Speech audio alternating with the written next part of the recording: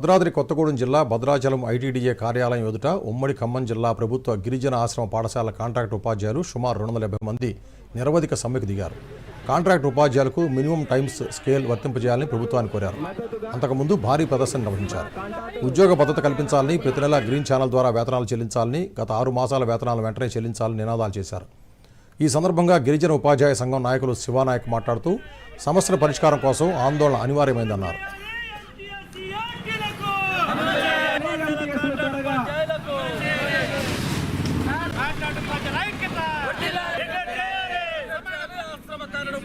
Supreme court సమాన పనికి సమాన వేతనంగా మినిమం టైం స్కేల్ అమలు చేయాలని రాష్ట్ర వ్యాప్తంగా 2100 మంది నిర్వధిక సమ్మెలో పాల్గొన్నాం.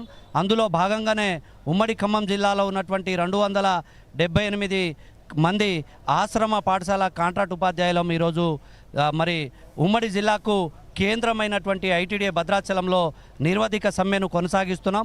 మా ప్రధానమైన డిమాండ్ ఏంటంటే సమాన పనికి సమాన వేతనం మినిమం టైం స్కేల్ ఇవ్వాలి.